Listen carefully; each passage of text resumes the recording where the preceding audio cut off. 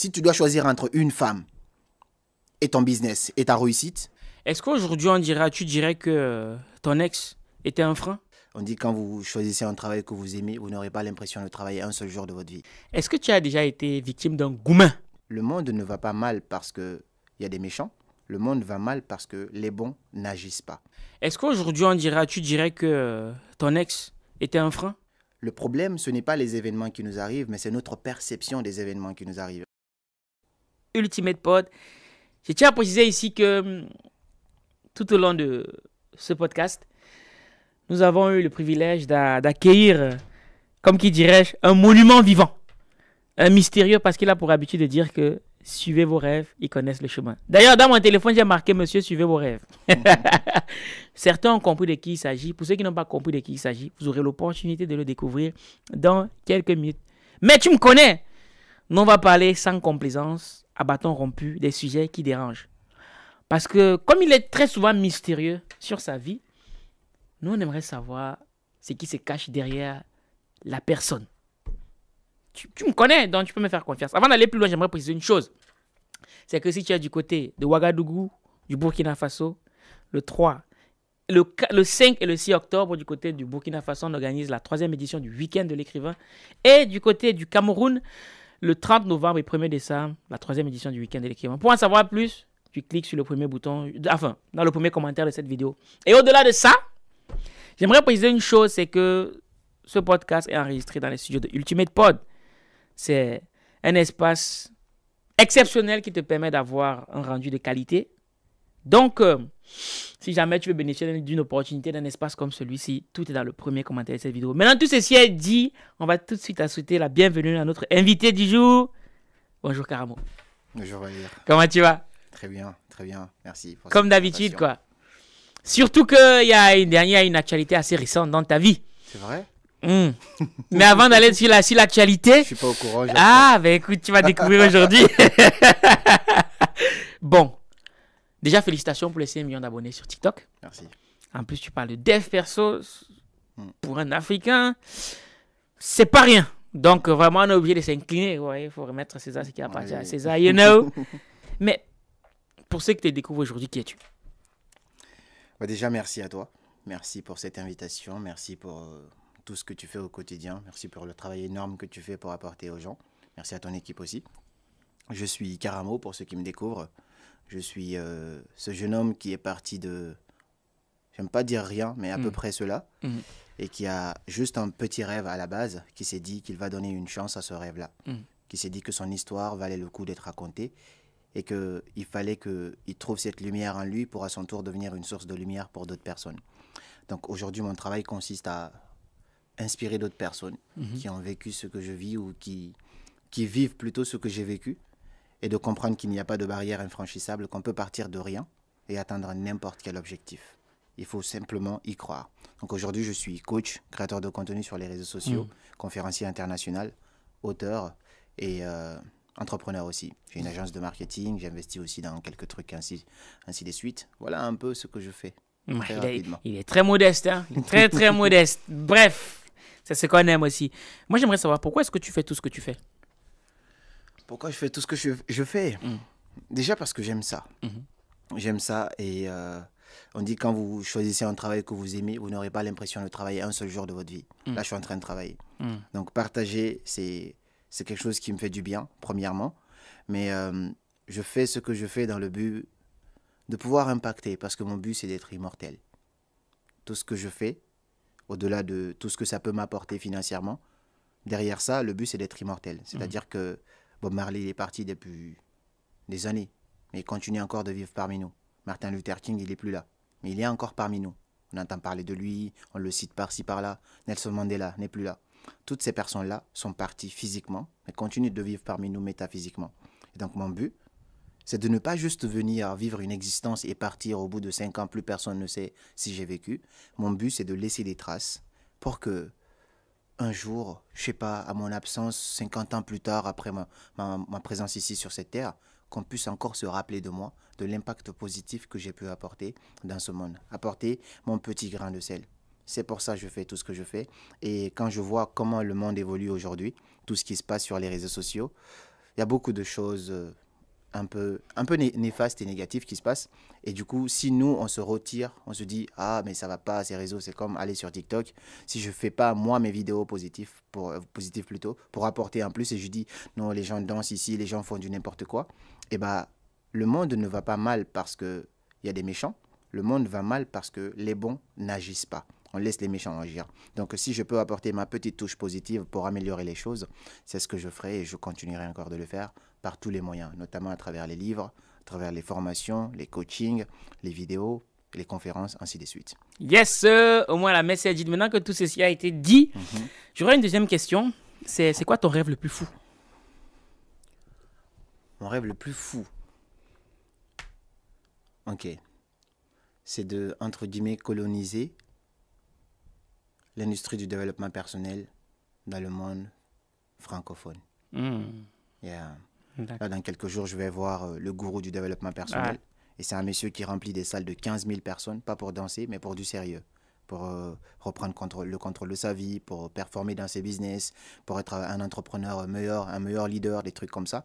Et donc, mon but, sur le long terme, peut-être même le moyen terme, c'est de réussir à organiser des événements comme ça, qu'on se dise, c'est le concert de qui?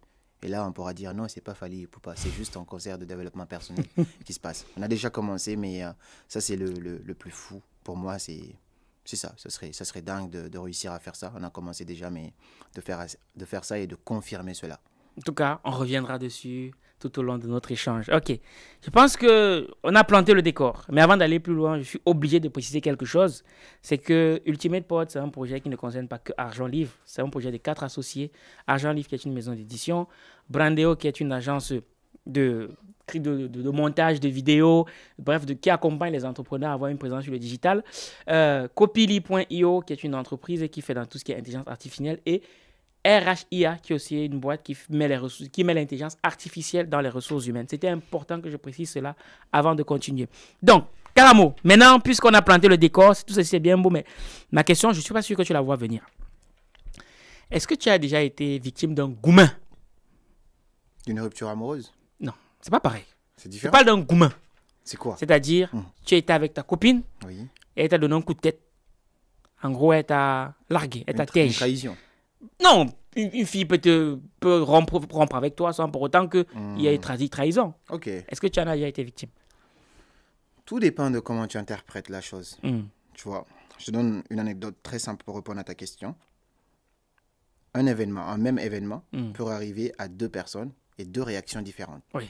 Mais un même événement. C'est comme quand il pleut. Quand il pleut, c'est la pluie. Tu vas voir 2 gosses qui sont sous la pluie. Il commence à pleuvoir, il y a un qui va pleurer. Ah, il pleut. Va courir, les larmes, ainsi de suite. Tout comme il y a un autre qui va voir la pluie, qui va commencer à danser sous la pluie. Donc, le problème, ce n'est pas les événements qui nous arrivent, mais c'est notre perception des événements qui nous arrivent. Et donc, cette perception-là, ça va dépendre du coup dans quel état tu es personnellement.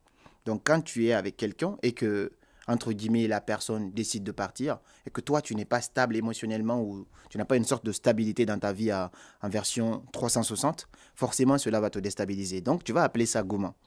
Tout comme la personne peut partir, tu dis, oh, c'était une rupture, c'est terminé, et ça ouvre encore des portes à quelque chose d'incroyable. Donc, tout est une question de perception. Maintenant, je reviens à ta question parce que je sais que tu vas encore rebondir. Est-ce que j'ai eu un gourmand? Oui. Aujourd'hui, c'est pas un gourmand. Oui. J'ai eu une rupture à l'époque. Oui. Mais à l'époque, quand je l'ai vécu à l'instant, c'était un gourmand. On peut appeler ça comme ça. Et donc, qu'est-ce que tu dirais à ton toi d'avant qui a vécu ça comme cela? À cette époque-là, si je prends du recul aujourd'hui, je regarde ce moi d'avant, je lui dirais juste de lâcher prise et d'accepter ce qui se passe. En fait, d'accepter. Dans la vie, en fait, les stoïciens, ils disent qu'il y a des événements sur lesquels on a un contrôle, tout comme il y a des événements sur lesquels on n'a pas de contrôle. Oui. On souffre parce qu'on essaye de se concentrer sur des choses que l'on ne peut pas contrôler.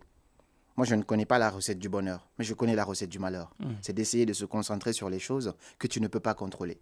Et donc, si je donnais un conseil à moi de avant, c'est en fait, lâche prise, accepte ce qui vient. Parce que tout est un cadeau. Dans tout ce qui t'arrive, il y a une bénédiction. Je dis ça en rapport au fait que, justement, de ce que tu appelles gourmand. Au début, quand j'ai subi une rupture amoureuse, parce que j'avais fait 4 ans de relation avec quelqu'un et je n'étais pas le plus parfait, En tout cas, je ne m'attendais pas à ça à ce moment-là. Du coup, j'étais l'homme le plus malheureux à l'instant T. Sauf que, suite à cela, à force de travailler sur moi, d'essayer de voir les choses autrement, ça a mis du temps pour que je m'en remette, mais je continuais quand même tout ce que je faisais. Derrière ça, toutes les portes de ma vie se sont ouvertes en termes d'opportunités. J'ai commencé à rouler dans une Merco, tout a changé. Quand la personne était là, c'est comme si elle était... Rien contre la personne, mais c'est comme si elle était assise sur mes opportunités. Et du coup, dès que la personne elle est partie, il y a l'éclosion qui s'est passée dans ma vie. Et donc finalement, tu te dis, est-ce que ce qui s'est passé, c'était négatif ou positif au final? Enfin, tout ce qui arrive, il y a une bénédiction là-dedans. Derrière chaque difficulté que tu vis aujourd'hui, il y a une opportunité. Mais il faut prendre du recul, faire confiance, avoir la foi, et plus tard, tu verras les résultats de cela. D'accord. Dans un podcast que tu as réalisé tout récemment, tu laissais entendre que l'homme court après deux choses. Yeah. Soit les deux à la fois, soit il court après Yeah. l'amour, Yeah. soit il court après le succès. Yeah. Est-ce à dire que les deux ne sont pas compatibles? Si, on peut courir après les deux en même temps. Oui. Généralement, beaucoup d'hommes, tu connais, j'en connais, courent après les deux. Tu vois beaucoup de cadres aujourd'hui dans des postes ministériels, des trucs comme ça. Ils se sont battus toute leur vie pour arriver à ce stade-là. Mais à côté, ils se battent aussi toute leur vie pour, de l'autre côté aussi. Tu vois, donc l'homme court après deux choses. Un homme court après deux choses dans sa vie. Soit il va courir après les femmes, donc il va faire des actions pour impressionner. Et c'est même pas courir, il ne s'agit pas de courir. Parce que je connais des hommes, ils ne courent pas, ils attirent. Mais dans tous les cas, chaque action qu'il va poser, ça va être soit pour attirer ou impressionner les femmes, donc pour imposer son autorité en tant qu'homme, pour qu'il puisse avoir une facilité avec les femmes, ou soit les actions qu'il va faire seront orientées dans l'atteinte de ses objectifs. Un exemple tout bête, tu es sur les réseaux. Oui. Si tu n'es pas un couple, tu es célibataire, souvent, tu vas avoir tendance à publier une story. Toi, tu es entrepreneur, tu es sur les réseaux pour faire de l'argent. Mais parfois, tu vas avoir tendance à publier une story de ton lifestyle. De dire, et ton lifestyle, tu as deux idées derrière. Quand tu mets ta voiture dans laquelle tu roules, ou sinon dans un hôtel magnifique, ou tu es parti en voyage quelque part, tous les hommes qui publient ça, deux choses derrière. Soit pour imposer leur statut, en mode, regarde-toi femme, moi j'ai ce niveau-là. Est-ce que l'autre là, il a ce niveau? On est un peu dans cette philosophie-là. Ou sinon, tu as une deuxième philosophie de regarder ma vie. Je peux vous montrer comment j'ai vécu cette vie, donc je peux vous apprendre. Donc soit tes actions seront orientées pour impressionner d'autres personnes afin de les vendre tes différents produits, soit tes actions seront orientées pour impressionner des femmes, pour avoir une sorte de facilité, pour qu'elles se disent, lui c'est un homme responsable, je peux l'avoir. Mais on peut courir aussi après les deux. C'est juste, c'est dangereux de courir après ces deux parce que tu n'es pas focus. Si un homme ferme cette instabilité émotionnelle qui est là, c'est-à-dire il arrête de faire des actions que pour impressionner les femmes ou certaines actions pour impressionner les femmes, 100% de ses efforts orientés vers ses objectifs parce qu'il a déjà trouvé sa stabilité émotionnelle, c'est-à-dire la femme de sa vie, qu'il soit marié ou pas, cet homme-là, il est dangereux parce que personne ne peut l'arrêter. D'accord. Et pour revenir à toi, est-ce qu'aujourd'hui, tu dirais que ton ex était un frein? Non. Non. Non, non. La vie... Ah, il a souri. Ça veut dire que j'ai touché quelque chose de sensible. C'est magnifique ce que tu poses, en fait. Okay. Parce qu'il faut vraiment un peu de maturité et de recul pour se positionner sur ça, pour avoir ces mots que je vais te dire. Mais la vie est une question d'étape. Donc, chaque chose qui arrive, il y a pas de... Je ne suis pas en retard ou je ne suis pas en avance sur qui que ce soit, ni sur ma propre vie. Tout ce que je vis à l'instant, ça, c'est l'étape que je dois vivre à l'instant T. Donc, mon ex, dans ma vie à l'époque, c'était mon niveau à l'époque. Le Karamo qui était en cité universitaire à l'époque, qui commençait, qui ne gagnait pas à peine 2000 € dans son business, ça c'était le mois d'avant. Mais quand tu regardes l'histoire du héros, le voyage du héros, il y a un cercle. Oui. Le héros, il va commencer ici, il va tourner, il va rencontrer des challenges, des difficultés, des opportunités, ainsi de suite. Il va arriver au bout de son cercle. Lorsqu'il arrive, c'est comme un film. Là, ce film est fini. Mais s'il veut refaire un deuxième film, il ne peut pas rouler sur le même cercle. Il faut qu'il refasse un autre cercle. Cela ne veut pas dire qu'il va quitter les personnes avec lesquelles il est, mais il va devoir devenir quelqu'un d'autre, une nouvelle version de lui, pour donner une nouvelle vie, entre guillemets. Donc je vois les choses comme ça. Donc, à cette époque-là, c'était le Karamo d'avant, le plus jeune. C'était la vie que je devais vivre à ce moment-là. Il fallait que je passe par ça pour savoir ce que je voulais, ce que je ne voulais pas, pour me connaître, pour voir mes erreurs, pour devenir plus mature, afin d'avoir peut-être la vie que j'ai aujourd'hui. Donc, aucune relation n'est une erreur. Chaque relation m'apporte quelque chose. Je ne regrette personne. Une fois, j'ai fait des vidéos, parce qu'avant, je faisais beaucoup de vidéos sur les relations un peu. Oui. J'ai fait une vidéo qui avait beaucoup plu aux gens d'ailleurs. C'était une vidéo que j'adressais entre guillemets à mon ex. Mais quand je fais des vidéos, c'est un peu comme les textes qui sont là-dedans. Oui. Je fais comme si je parlais de ma vie, mais ce n'est pas forcément ma vie. Je sais simplement que quelqu'un peut se reconnaître là-dedans. Et donc, je disais que je ne te regrette jamais. Je ne vais jamais regretter de t'avoir connu, ni jamais m'en vouloir d'avoir vécu ce que j'ai vécu avec toi. Parce qu'il fut un moment, tu étais exactement la perfection de la perfection. Tu étais tout ce que je voulais. Donc aujourd'hui, si ce n'est plus le cas, je remercie simplement et je te souhaite d'être heureux, peu importe où tu seras. Parce qu'on a franchi cette étape-là, toi et moi. Est-ce que tu penses que l'amour éternel existe? C'est-à-dire, Comment d'aucuns ont pour habitude de dire que je cherche l'homme ou la femme de ma vie. Est-ce que ce n'est pas qu'un concept? Parce que de ce que j'entends, de ce que tu me dis, c'est tu étais la personne parfaite à ce moment-là. Donc, ça veut dire que même avec ta conjointe d'aujourd'hui, si tu en as une, bref, on en reparlera, ça peut être la personne parfaite pour un temps. Yeah. C'est pour ça que je te demande. Je suis d'accord. À mon avis, tout est une question d'étape et c'est nous qui décidons entre guillemets aussi, d'une certaine manière. En fait, ça ne sera jamais parfait. Il n'y aura jamais de perfection. Je te donne une feuille, je dis, note-moi tes critères pour une femme, pour toi. Ouais. Tu vas me noter tous les critères que tu veux, mais tu ne vas jamais rencontrer une femme qui a 100% de ces critères. Ouais. Donc, on s'adapte parfois. On fait des concessions sur certaines choses. On note les choses par ordre de priorité. Est-ce que ta priorité, c'est le physique? Est-ce que ta priorité, c'est la vision? Est-ce que ta priorité, c'est la beauté? Est-ce que ta priorité, c'est l'intelligence ou le respect?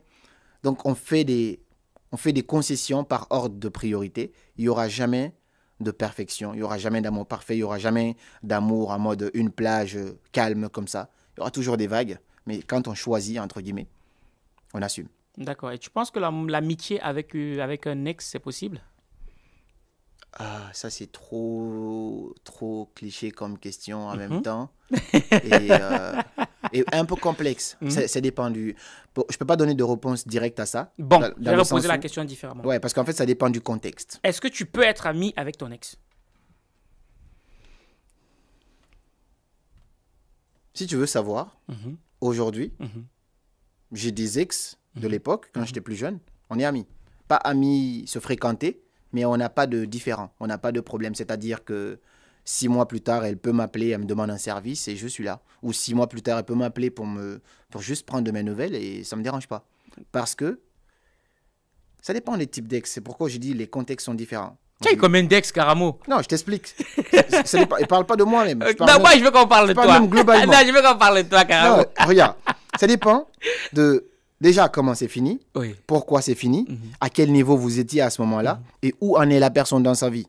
Tu vois un peu, et quelles sont les intentions aussi. En cause de tout ça, tu peux te dire, oui, je peux être ami avec cette personne sans aucune ambiguïté, tout comme, non, je ne peux pas être ami avec. Parce que s'il y a un peu d'attirance encore, c'est pas possible. Mais si tous les deux, vous êtes passés à autre chose, la personne, elle a des enfants maintenant, elle a sa vie de couple, elle est épanouie là-dedans, et que c'est juste prendre de tes nouvelles parce que vous n'aviez pas dit X ou Y chose pour mettre la balle à terre et même peut-être bosser sur un projet. Pour moi, c'est possible.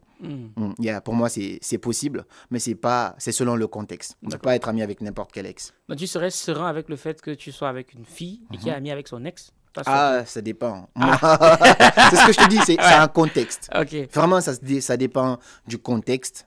Mais c'est complexe. On ne peut pas donner une réponse comme ça directement sans avoir le contexte. Quel est le contexte dans lequel tu pourrais accepter que ta compagne reste amie avec son ex? C'est le même contexte que je viens de t'expliquer dans mon cas. Donc, ça veut dire que c'est-à-dire que si je peux accepter quelque chose, si je peux croire que quelque chose est logique de mon côté, eh ben, je vais le croire logique du côté de l'autre aussi. Ça veut dire que tu pourrais être OK par rapport au fait que ta compagne ait un projet, que la seule personne qui peut vraiment l'aider pour ce projet-là, c'est son ex? Ça dépend du coup où en est l'ex. Si c'est un ex célibataire qui est en train de draguer toutes les copines dehors, tu vois un peu, de façon très réaliste, même si tu as confiance en toi, tu as confiance, mais à un moment ça peut blesser ton ego un peu et tu peux avoir un peu quelques doutes en mode est-ce que je fais pas une grosse erreur? Mais si l'ex est bien épanoui, a bien avancé, tu vois que il avance, il sait ce qu'il veut, même toi tu as confiance, ouais franchement... tu te dis, vas-y, si ça peut t'aider à évoluer encore à un autre niveau, si j'ai confiance. Pour moi, tout est une question de confiance. Je disais ça à quelqu'un récemment, en mode, le problème, ce n'est pas le contexte, c'est la personne. t'explique. Si tu es en couple et que ta copine, dès que tu sors, tu vas à une soirée, elle a peur. Et que ta copine, dès que tu dis, je dois voyager au Burkina, elle a peur. Elle se dit, ouais, tu parles avec qui? Si dès que tu t'abonnes à quelqu'un sur les réseaux, elle a peur. Le problème, ce n'est pas où tu vas, ce n'est pas les actions, c'est toi le problème. C'est la confiance en toi qui doit être beaucoup plus importante que la confiance au contexte. C'est-à-dire, c'est pas parce que la personne part en boîte que, ouais, là-bas c'est un endroit, bien sûr, il y a des endroits plus propices, mais c'est pas parce qu'elle est partie en boîte qu'elle va te tromper. Même si la personne est à l'église, si c'est pas une personne de confiance, elle va te tromper. Même si c'est dans l'église, elle va te tromper. Même si c'est dans la mosquée où les femmes sont couvertes ou voilées, si ses intentions ne sont pas pures, si la personne n'est pas engagée émotionnellement avec toi, ça va te tromper. Tout comme quelqu'un peut aussi être...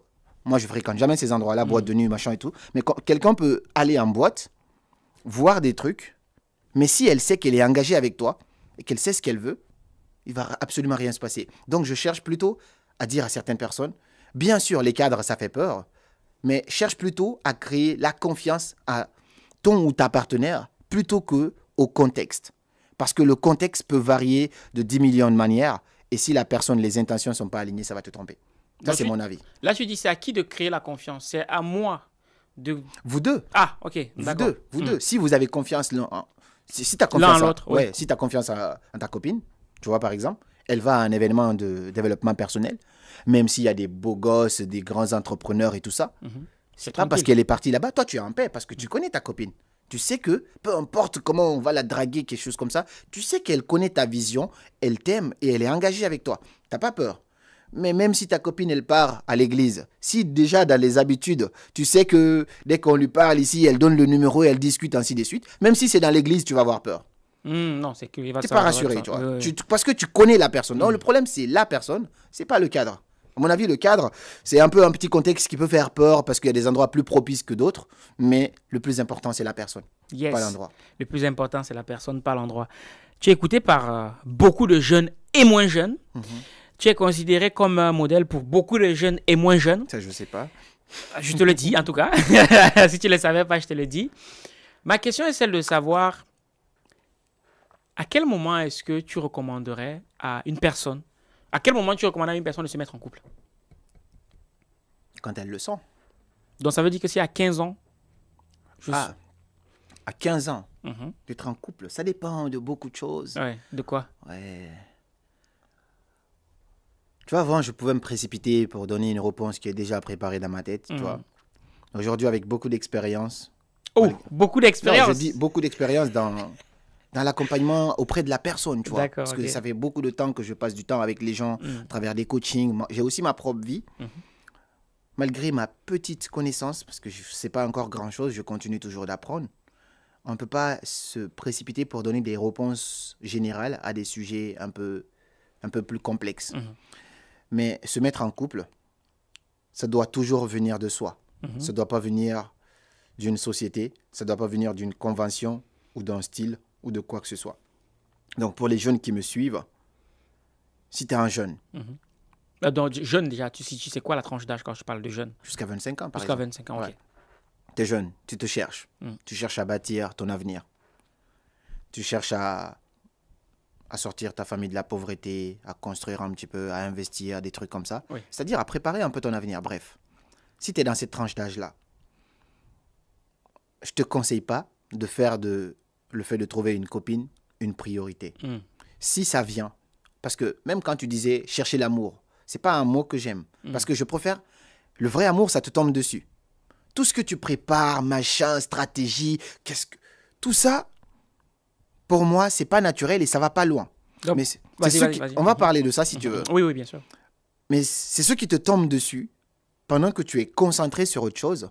Ça, c'est magnifique. Donc moi, je dirais aux jeunes qui me regardent, concentrez-vous sur vous. Concentrez-vous sur vos différents projets. C'est parce qu'il y a des tranches d'âge, c'est des âges pépites. C'est là que tout commence. C'est là que tout se construit. Donc à ce moment-là, concentre-toi sur ton projet.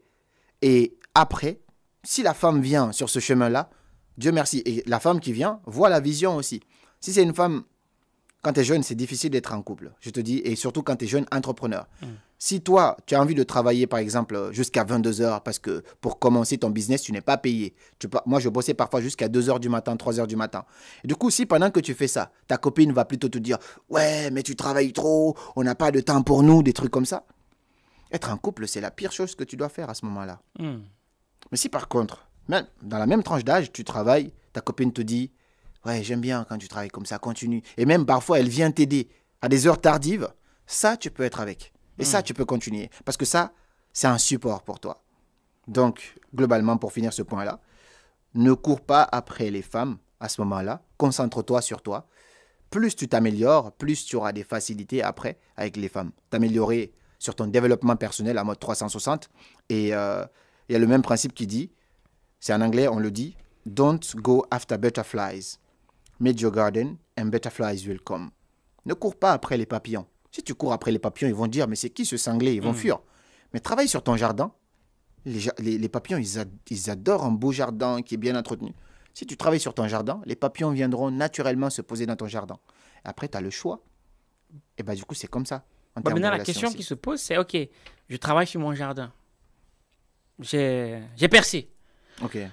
Du coup, je peux me dire que ça sera très difficile pour moi de pouvoir savoir qui vient pour moi ou pour ce que j'ai. Oui, je suis d'accord avec toi. C'est pourquoi je dis, on ne cherche pas. Si pendant que tu es dans cette tranche d'âge, tu trouves quelqu'un, vous pouvez continuer. Et dans ce cas-là, c'est plus beau. C'est toujours plus beau d'accomplir le million avec quelqu'un avec qui tu as commencé à zéro. C'est toujours plus beau que d'être au million et d'avoir quelqu'un qui vient. Je suis totalement d'accord. Mais il y a des avantages et des inconvénients aussi. Parce que tu risques aussi, si tu te concentres sur la vie de couple, on va promener le chien un lundi matin alors que tu dois bosser sur ton projet. Ça aussi, ça peut peut-être t'empêcher d'atteindre le million. Mais est-ce que ce n'est pas dangereux ce que tu dis? Je m'explique. Dangereux dans quel sens? Pour une personne qui veut construire, qui veut réussir dans la vie professionnelle, c'est une personne qui doit chercher, elle doit se documenter, elle doit lancer des trucs, tester, échouer, ainsi de suite. Mais la vie de couple qui reste quelque chose de très délicat, la personne avec qui on va construire sa vie, ça va être quelque chose de très important, très délicat. J'ai cru comprendre que tu dois laisser que ça te tombe dessus. Est-ce que ce n'est pas dangereux de dire ça? En quoi c'est dangereux? En ce sens où, quand il faut se battre pour réussir sa vie professionnelle, là, on se dit on se bat. Mais quand il s'agit d'une relation intime avec une personne, là, on se dit non. On doit laisser le hasard faire ses choses. Dans les tranches d'âge, j'ai été très précis ici. OK. Je te dis, jusqu'à 25 ans, à mon avis, c'est l'âge pépite. Tu n'es pas obligé de... Pépite pour? Pépite pour se construire, pour construire un avenir. Parce que si tu rates ta jeunesse dans cette tranche d'âge-là, finalement, en fait, c'est plus facile de prendre un risque de lancer un business dans cet âge-là que plus tard. Je n'ai pas dit que ce n'est pas possible. Mais quand je suis étudiant, j'ai encore le choix. Quand je suis jusqu'à cet âge-là, je me dis, je n'ai pas l'enfant encore, je ne suis pas marié, je peux prendre des risques, je peux voyager, je peux essayer, ça peut échouer, je suis tout seul. Mais quand tu vas atteindre un certain âge, tu n'as plus beaucoup de temps à perdre parce que tu te dis, ah, il y a la société, il y a la pression de la société, il y a aussi toi, tu prends de l'âge, donc il faut que tu construises ton avenir. C'est pourquoi les gens, à partir d'un certain âge, ils sont déprimés, malheureux dans leur boulot, peuvent pas quitter parce qu'ils ont peur de prendre des risques à ce moment-là. Pourtant, un jeune qui a moins de 25 ans, facile pour lui de quitter un job. Oui. Normalement, facile pour lui. Il n'a pas d'enfant, rien, il peut quitter ça. Je connais des copains à moi qui ont quitté leur job, ils vont partir 6 mois pour d'abord se ressourcer et ensuite ils reviennent. Quand tu as 30 ans, ça c'est difficile à faire. Quand tu as 30 ans, tu as déjà un gosse, ça c'est difficile à faire. C'est plus compliqué. Tu vois, parce que tu ne peux plus penser qu'à toi. Donc c'est pourquoi je dis dans cette tranche-là, c'est un petit peu ça. Ce que je dis, c'est aussi une affirmation personnelle. C'est-à-dire, c'est ma vision. Quelqu'un d'autre peut ne pas être d'accord avec ça. Je suis totalement d'accord, tu vois. En tout cas, sur le but, on échange. Yeah. On échange. Et donc, pour toi, aujourd'hui, un jeune, bon, je dis un jeune, peu importe. Je vais parler d'abord le cas des hommes. Après, on va parler des femmes. Est-ce que moi, j'ai le droit de te poser des questions? Ah non, c'est toi mon invité. Ah non, il ne me pose pas de questions aujourd'hui. C'est moi qui tire aujourd'hui. Ok. Mais à la fin, je te donnerai l'opportunité de me poser une question, pas deux. Ok. J'ai le droit de poser un joker.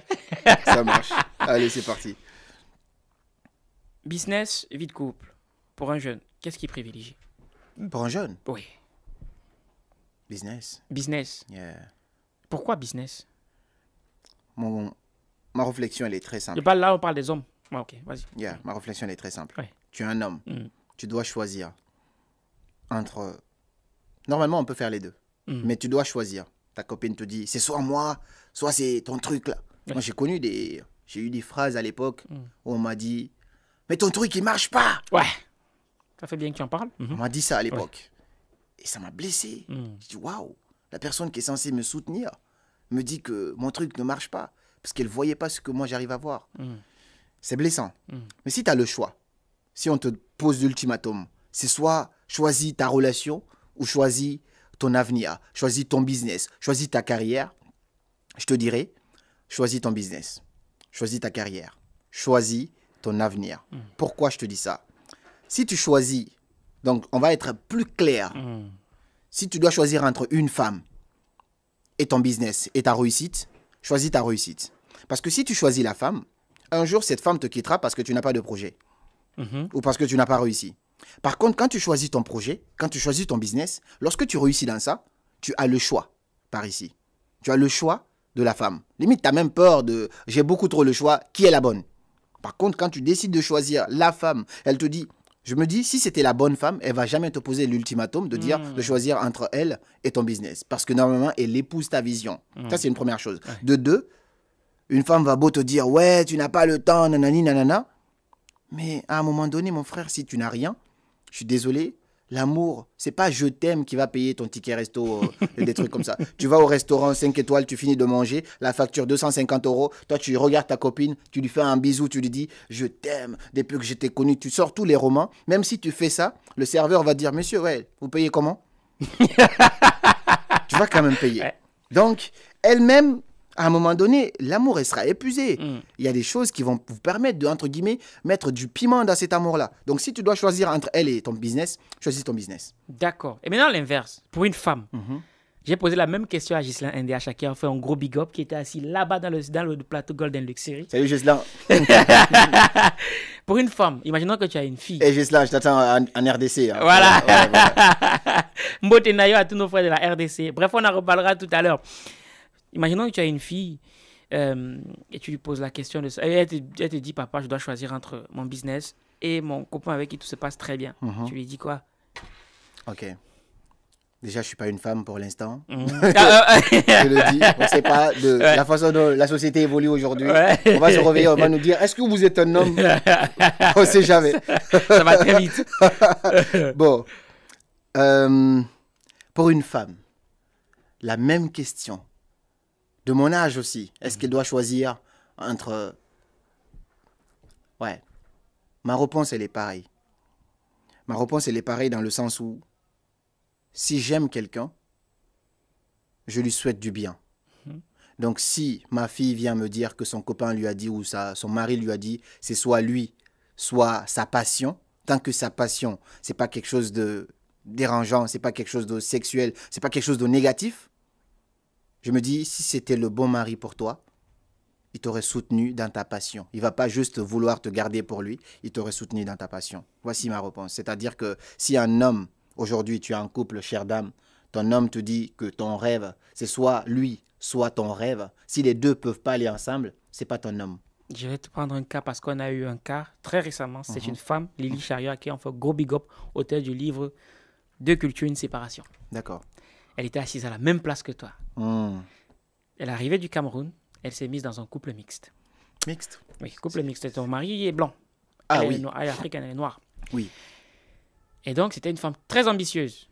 Et ses ambitions ont eu raison de son couple. Non pas parce que son mari était contre le fait qu'elle soit ambitieuse, mais parce que elle s'est laissée bouffer par ses ambitions.